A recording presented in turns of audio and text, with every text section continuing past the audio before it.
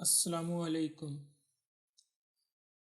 Welcome to biggest learning platform. आज से हम ग्राफिक डिज़ाइन का कोर्स शुरू कर रहे हैं और ग्राफिक डिज़ाइन में यूज़ होने वाले सॉफ्टवेयर सबसे ज़्यादा जो लीडिंग सॉफ्टवेयर हैं उनमें Adobe Illustrator, Photoshop, Adobe after effect, character animator और भी बहुत से सॉफ्टवेयर हैं। तो ज़रूरत के मुताबिक जिस सॉफ्टवेयर की ज़रूरत होगी हम उसको साथ साथ कवर करते जाएंगे। तो सबसे पहले काम करने के लिए हमें कोई डिज़ाइन चाहिए होगा, तो डिज़ाइन बनते हैं एडोबी इलस्ट्रेटर में। तो सबसे पहले हम एडोबी इलस्ट्रेटर को शुरू कर रहे हैं। तो सबसे पहली क्लास हमारी एडोबी इलस्ट्रेटर पर होगी। तो मैंने कर लिया अपना एडोबी इलस्ट्रेटर ओपन। तो इसमें जब हम इसको ओपन करेंगे तो इस तरह का इंटरफेस हमको नज़र आएगा।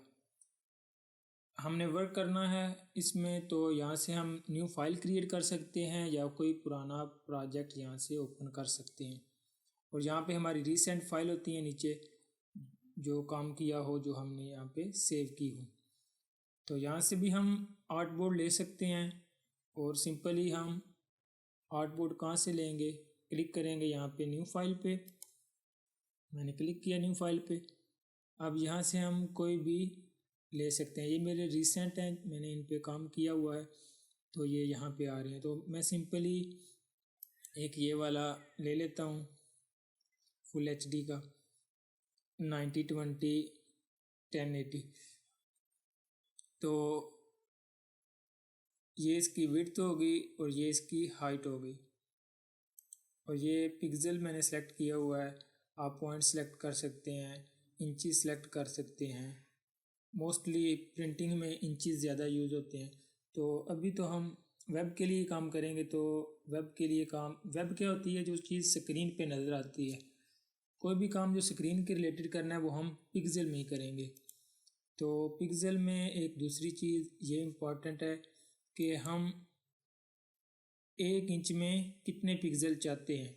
तो स्क्रीन के लिए मोस्टली 72 पिक्सल पर इंच PPI पिक्सल पर इंच चाहिए होता है। तो हम यही सिलेक्ट कर लेते हैं क्योंकि हम स्क्रीन के लिए ड्राइंग करेंगे, इसी के लिए डिज़ाइन बनाएंगे। तो इसको सिलेक्ट करने के बाद अब क्रिएट कर लेंगे। यहाँ से आप अपनी फ़ाइल का नाम भी रख सकते हैं।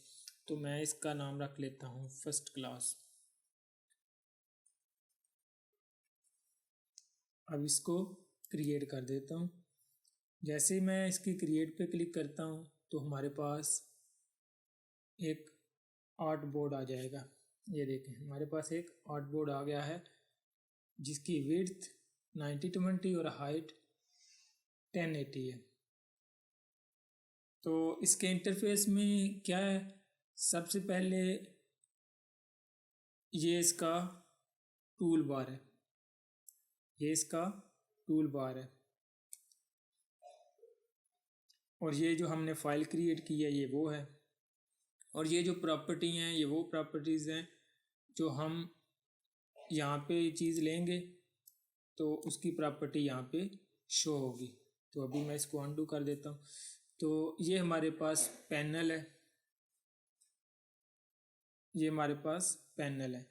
तो और ये हमारे पास जहाँ से हम फाइल क्रिएट कर सकते हैं, इसमें काफ़ी ऑप्शन है। तो जैसे जैसे हम आगे बढ़ेंगे मैं इनको बताता जाऊँगा। और अभी हम कौन सा वर्क स्पेस इस्तेमाल करेंगे, तो आपने सबसे पहले विंडो पे क्लिक करना है। विंडो पे क्लिक करना है और यहाँ से वर्क स्पेस पे जाना है और ये जो एसेंशियल क्लासिक है इसको सिलेक्ट कर लेना है। तो मैंने इसी को सिलेक्ट किया हुआ है। तो मेरा इस तरह का कुछ इंटरफेस आ रहा है। इसको आप इस तरह करके भी देख सकते हैं। ये प्रॉपर्टी पैनल्स हैं जो, और ये हो गया हमारा आर्ट बोर्ड जिस पे हमने काम करना है। अभी एक बार मैं न्यू फाइल पे जाता हूँ, फाइल, न्यू फाइल। अगर आप एक आर्ट बोर्ड में ज़्यादा पेज लेना चाहते हैं, ज़्यादा आर्ट बोर्ड लेना चाहते हैं, तो आप यहाँ से इंक्रीज़ भी कर सकते हैं। तो जैसे मैंने इसकी साइज़ इंक्रीज़ की, मैंने 4 किए। अब मैंने क्रिएट पे क्लिक किया। अब देखें मेरे पास एक फ़ाइल आ गई जिसमें 4 आर्ट बोर्ड है, 1 2 3 और 4। तो जिसमें हम काम करना चाहें कर सकते हैं। तो अभी के लिए मैं फ़िलहाल इसको ख़त्म कर देता हूँ। तो सिंगल आर्टबोर्ड पे आ जाते हैं। तो ये जो टूल है ये है सिलेक्शन टूल। अब इस पे रखें ना कर्सर तो इसका नाम आ जाता है। मैं इसको जूम इन भी करके बता देता हूँ। जूम इन के लिए मैं प्रेस कर देता हूँ इसको ताकि ये आपको जूम होके भी नज़र आए। अभी देखें, ये हो गया आपका सिलेक्शन टूल। अब दूसरा ये जो टूल है इसका नाम है डायरेक्ट सिलेक्शन टूल। देखें इसका नाम आ रहा है, जैसे इस पर माउस रखा, माउस को हावर किया या इस पर, तो इसका नाम आ जाएगा। देखें इसका नाम आ गया डायरेक्ट सिलेक्शन टूल। तो ये सिलेक्शन टूल किस तरह काम करता है, तो सबसे पहले हम यहाँ से ना एक रेक्टेंगल ड्रा करते हैं। अच्छा, जिसके आगे ये छोटे से डॉट बने हुए हैं, डॉट का मतलब ये है कि इसमें कुछ और चीज़ें भी हैं। जब इस पर हम लेफ़्ट क्लिक करके रखेंगे तो हमें इसके दूसरे ऑप्शन भी नज़र आ जाएंगे। तो हम अभी के लिए सिर्फ एक रेक्टेंगल शेप लेते हैं। ये रेक्टेंगल शेप ली। अब इस रेक्टेंगल शेप में एक वाइट कलर है, ठीक है, ये वाइट कलर सिलेक्टेड है। ये है फिल कलर। फिल मीन इसका इनसाइड का कलर, और ये जो ब्लैक कलर है ये इसके स्ट्रोक होते हैं। तो अभी इस पर स्ट्रोक कलर नॉन सेलेक्ट हुआ तो मैं इसको ब्लैक कर देता हूँ। तो ये ब्लैक सेलेक्ट हो गया, इस पर पहले ही ब्लैक सेलेक्ट था। तो इसको मैं थोड़ा सा इंक्रीज करता हूँ ताकि आपको स्ट्रोक भी क्लियरली नज़र आए।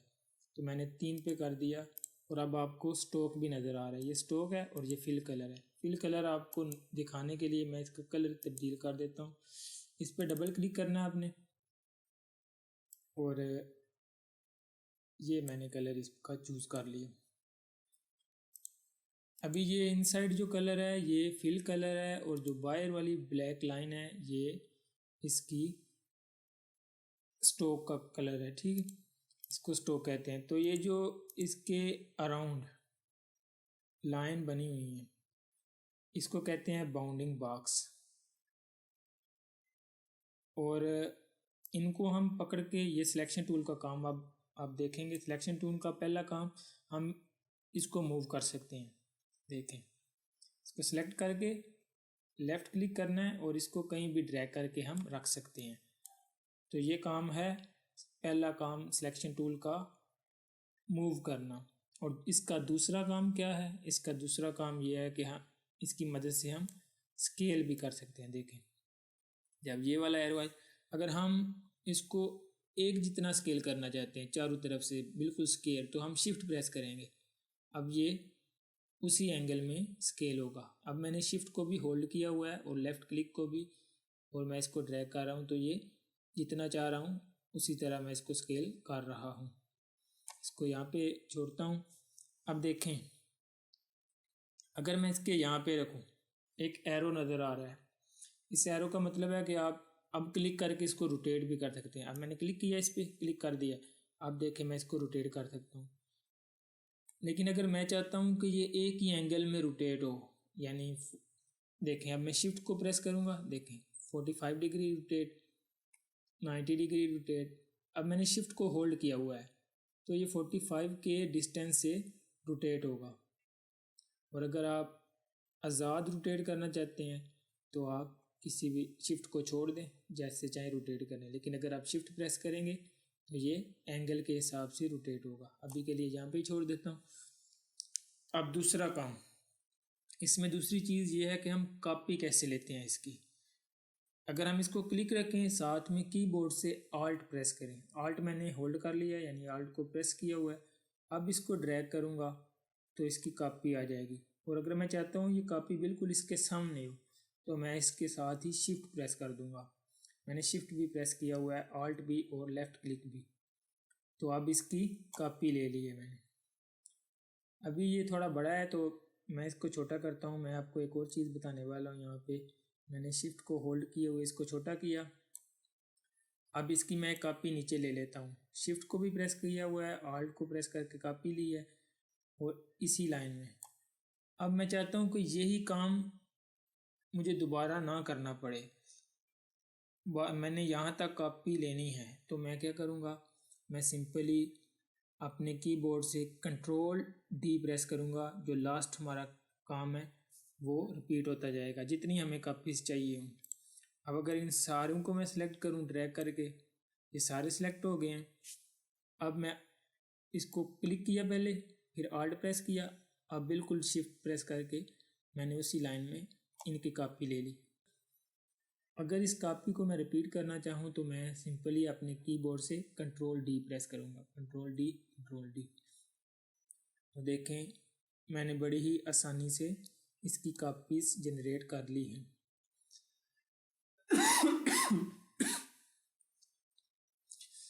तो अभी के लिए मैं इन सारों को डिलीट करता हूँ।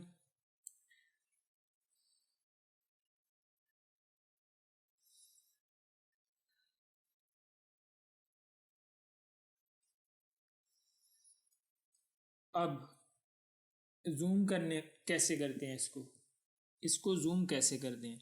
तो इसको जूम करने के 2-3 तरीके हैं। पहला तरीका तो ये है कि आप कीबोर्ड से ऑल्ट प्रेस करें और अपने स्क्रॉल माउस को, जो स्क्रॉल व्हील है उसको अगर ऊपर की तरफ करेंगे तो जूम इन होगा, और अगर नीचे की तरफ करेंगे तो जूम आउट होगा। और दूसरा तरीका यह है कि आप अपने कीबोर्ड से कंट्रोल प्रेस करें, कंट्रोल, और कीबोर्ड से ही प्लस का बटन साथ में क्लिक करें तो देखें ये जूम हो रहा है। और अगर माइनस का साथ में प्लस क्लिक करेंगे तो ये जूम आउट होगा। और तीसरी चीज़ हमारे पास ये जूम वाला ऑप्शन बना हुआ है, ये जूम वाला टूल है। हम इस पे आएंगे, अब देखें प्लस का साइन आ रहा है मैग्नीफाइंग ग्लास की तरह, तो हम अब इस पे क्लिक करेंगे तो ये जूम होगा। देखें ये जूम हो रहा है। और अगर हम इसको जूम आउट करना चाहते हैं तो हम कीबोर्ड से ऑल्ट प्रेस करेंगे, अब क्लिक करेंगे तो ये जूम आउट होगा। अब हम इस आर्ट बोर्ड को इसी टूल में रहते हुए या किसी भी टूल में रहते हुए अगर आर्ट बोर्ड को यहाँ से हमने इस तरफ थोड़ा सा लेके जाना है तो हम simply middle mouse button click करेंगे और इसको आगे पीछे ले जाएंगे। या दूसरा तरीका ये है कि हम स्पेस बार को क्लिक करें तो हमारे पास ये हैंड आ जाएगा। अब हम क्लिक करके इसको कहीं भी रख सकते हैं, जहाँ चाहें हम इसको रख सकते हैं। तो उम्मीद है कि आपको अच्छी तरह से ये समझ आ गया होगा कि हम किस तरह इसमें अपना काम शुरू कर सकते हैं। तो इसमें काम शुरू करना बहुत ही आसान था। तो अब से हमने सिर्फ मेन चीज़ें देखी हैं कि सिलेक्शन टूल क्या है। हाँ, एक टूल मैं और यहाँ पे समझा देता हूँ, वो है डायरेक्ट सिलेक्शन टूल। देखें इसको सिलेक्ट करता हूँ तो इस पर ये भी डॉट वगैरह बने हुए आ रहे हैं। तो जब मैं इस पर क्लिक करूँगा डायरेक्ट सिलेक्शन पे, अब अगर मैं इस पर क्लिक करके ऐसे करूँगा, ड्रैग करूँगा, तो देखें ये इसकी मैं शेप तब्दील कर सकता हूँ। अब इस पर क्लिक किया पहले, फिर ऐसे। अब इन दोनों पे मैं एक ही साथ क्लिक कर देता हूँ और शिफ्ट के साथ दूसरा भी। अब दोनों क्लिक हो गए। अब जैसे ही वो ऑप्शन आएगा, देखें मैं इसकी शेप जो है राउंडेड शेप कर सकता हूँ। तो ये तो इसका हो गया मेन यूज। डायरेक्ट सिलेक्शन से हम किसी भी चीज़ को सेपरेटली सिलेक्ट कर सकते हैं, किसी भी चीज़ के जो पार्ट्स हैं उनको हम आसानी से सिलेक्ट कर सकते हैं। तो आगे जैसे जैसे हम आगे बढ़ेंगे तो मैं आपको मज़ीद इसके बारे में बताता जाऊंगा। सेकंड वीडियो में मैं आपको ये बताऊंगा कि हम किसी शेप को बनाएंगे, कोई डिज़ाइन बनाएंगे और उसको हम एडोबी आफ्टर इफेक्ट में ले जाएंगे। क्योंकि हमने सिर्फ एक ही सॉफ्टवेयर में काम नहीं करना, हमने 3-4 सॉफ्टवेयर में काम करना है। और एक ग्राफिक डिज़ाइनर एक टाइम में 3-4 सॉफ्टवेयर में काम करता है। जैसे एडोबी इलस्ट्रेटर में वो डिज़ाइन बनाता है, एडोबी आफ्टर इफेक्ट में उसको एडिट करता है, उसको मज़ीद उसमें विजुअलाइजेशन, उसमें इफ़ेक्ट ऐड करता है, और उसके बाद वो एडोबी प्रीमियर प्रो में उसको यूज़ करता है, उसको एडिटिंग करता है उसकी। तो इसी तरह हम सारे सॉफ्टवेयर को साथ साथ लेकर चलेंगे। तो अभी के लिए इतना ही। अगर आपको वीडियो अच्छी लगी हो तो इस वीडियो को लाइक करें और अगर आप इस चैनल पे नए हैं तो इसको सब्सक्राइब कर दें।